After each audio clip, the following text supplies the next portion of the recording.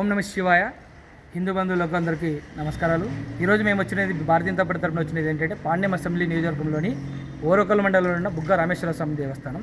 ఇది అనాదిగా చాలా పురాతనమైన దేవాలయం. ఈరోజు ఆ దేవాలయానికి శివరాత్రి ఉత్సవాల సందర్భంగా అక్కడ జరుగుతున్న కొన్ని వెసులుబాటు నచ్చని పరిస్థితుల్లో హిందూ మనోభావాలు దెబ్బతింటున్నాయి. అంటే వాటిని ఉద్దేశించి మా దృష్టికి వచ్చింది. మేము సంబంధిత దేవాదాయ శాఖ అధికారులకు విన్నవించడం జరిగినది. ఉదాహరణకు ఏంటంటే అక్కడ శివక్షేత్రం ఈ కర్నూలు జిల్లాలో మాకు కాలుబుగ్గ క్షేత్రం చాలా ప్రసిద్ధిగాంచింది. అయితే అక్కడ స్నానం చేసి జాగరణకు వచ్చిన వారికి మహిళలకు స్నానం చేసిన బాత్రూమ్ వ్యవస్థ లేదు. మరి ఈ దేవస్థానం చూసుకుంటే కృష్ణదేవరాయ పరిపాలన లాంటి దేవాలయము ఈరోజు ఒక బాత్రూమ్లు కట్టించలేని పరిస్థితి ఉందంటే గత ప్రభుత్వం వైఫల్యమేది. గత ప్రభుత్వంలో పాలక మండలి కొత్తగా ఎన్నుకున్నప్పుడు ఏం చెప్పారంటే మేము 50 బాత్రూమ్లు మహిళలకు నిర్మిస్తాం, అన్ని వసతులు కల్పిస్తామన్నారు. ఒక్క ఇటుక ఒక రాయి కూడా వేయని దుర్మార్గ పరిపాలన గత ప్రభుత్వంలో జరిగింది. మేము మా కూటమి ద్వారా మేమేం కోరుకుంటామంటే ఇప్పటికే ఆలయ అధికారులు సంబంధిత అధికారులు మరి దృష్టి సారించి ఇంకా రాబోయే శివరాత్రికి మంచిగా ఏర్పాటు చేయాలని చెప్పి. ఇంకొకటి ఏంటంటే ఆలయానికి గుడికి వనరులు అవసరం, సంపద అవసరం. కానీ కొద్దిమంది బీదలు వస్తుంటారు. బీదలు వచ్చినప్పుడు వారికి ఉచిత దర్శనం కల్పించడానికి కాలుబుగ్గ క్షేత్రంలో లేదు. అది మన దేశం యొక్క రాజ్యాంగంలో కల్పించారు. దేవాలయాలలో ఉచిత దర్శనం కంపల్సరీ అమలు చేయాలని. కానీ గతంలో ఎన్నోసార్లు మేము వివరించిన గత ప్రభుత్వంలో చెవు నేసుకుని పాపాన మళ్ళీ మేము కూటమి తరపున ఈరోజు మళ్ళీ వచ్చాం. ఈరోజు చేస్తారని ఎంతో ఆశతో వ్యక్తం చేస్తున్నాం. అలాగే ఇంకోటి ఏంటంటే పక్కన మాకు వచ్చిన సమాచారం ఏంటంటే ఫోన్ చేసి పలహారాలు వండుకొని తినేసి తర్వాత మాంసం చుట్టుపక్కల గుడి పక్కన ఎలాగంటే అలా వేస్తున్నారు.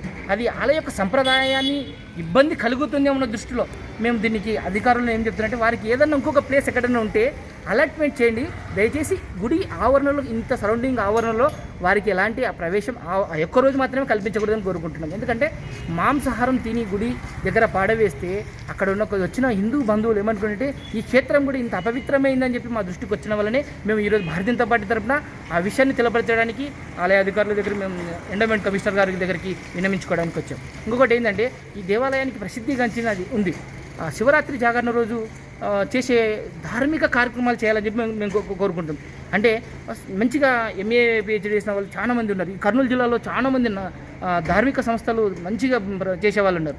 వారిని తీసుకొని వచ్చి ఎండోమెంట్ అధికారులకు ఏం చెప్తారంటే అయ్యా రామకృష్ణ భగవంతుని యొక్క మాటలు చెప్పండి, కానీ విచిత్రమైన వేషధారణలతో భారతదేశ సంప్రదాయపు వస్తుధారణలతో మాత్రమే పాటలు పాడించండి, కానీ ఇతరత కార్యక్రమాలు చేస్తే బాగోదని మేము విన్నవించుకోవడానికి వచ్చాం.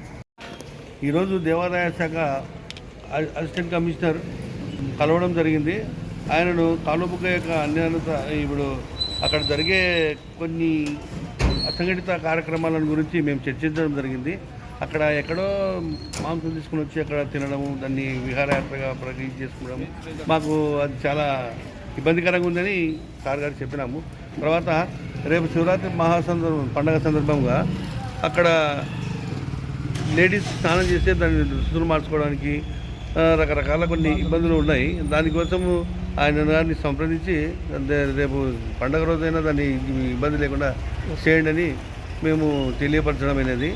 దానికోసం తారగాడు స్పందించి అతను సీనియర్ లేడు, అతన్ని వచ్చిన తర్వాత మేము తెలియజేస్తామని చెప్పారు. తర్వాత కొన్ని అక్కడ ఏమవుతుందంటే ప్రతిదీ డబ్బుతో చూస్తున్నారు. బీదవాడు ఉంటాడు, షావుకారు ఉంటాడు. అక్కడ ప్రతిదీ డబ్బుతో టికెట్లు అమ్మడము, అది ఉచిత దర్శనం కాకుండా దర్శనం కోసం టికెట్లు కేటాయించి దాన్ని కొంత డబ్బుల కోసం ఇవి పనిచేస్తున్నారు. అది మాకు నచ్చడం లేదు. కాకపోతే అది ఉచితంగా అయితే అందరికీ బాగుంటుంది. దానికోసం కూడా అతన్ని కలవడం జరిగింది. ఆలయాలకు ఆలయం ఇంపార్టెంటే, కానీ సామాన్యుడికి ఫ్రీ దర్శనం పెట్టండి. అలాగే మరో లైన్ కూడా దర్శనానికి అమౌంట్ కూడా పెట్టుకోవచ్చు, ఎందుకు ఏర్పాటు చేసుకోండి. కానీ సామాన్యునికి ఫ్రీ దర్శనం కంపల్సరీ పెట్టాలి.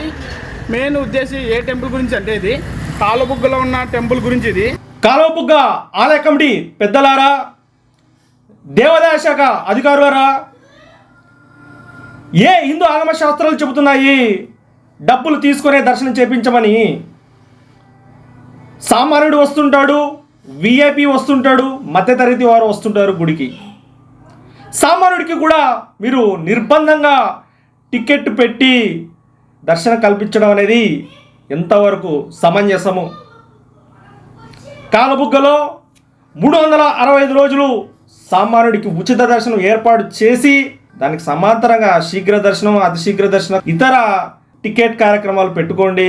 అలాగే ఇతర ఆదాయ వనరులను అన్వేషించండి. కానీ సామాన్యుడికి మాత్రం ఉచిత దర్శనాన్ని కల్పించండి అని హిందువులందరూ కోరుతున్నారు.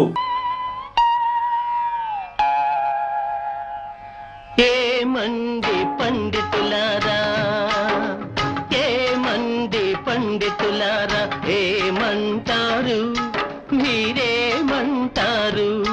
మన జాతికి జరిగిన ద్రోహానికి మీరేమని బదులిస్తారు?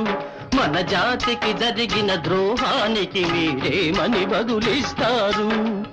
ఏమండి పండితులారా, ఏమంటారు మీరేమంటారు? జనం దగ్గరకు పోయి శిష్యులకు జ్ఞానబోధ చేస్తున్నారా? ఓదారుస్తూ ఉన్నారా? దూరం దూరం దూరం దూరం అంటూ పెద్దలు మడిగట్టుక కూర్చుంటారా? ఏమండి పండితులారా, ఏమంటారు మీరేమంటారు? హిందూ మతాన్ని గురువులు మీరే భ్రష్టు పట్టిస్తూ ఉన్నారు, ఐక్యత చెడగొడుతున్నారు. గతి లేక మన వాళ్ళు పరాయి మతాలకెగబడుతుంటే పళ్ళికిలిస్తూ చూస్తున్నారు. ఏమండి పండితులారా, ఏమంటారు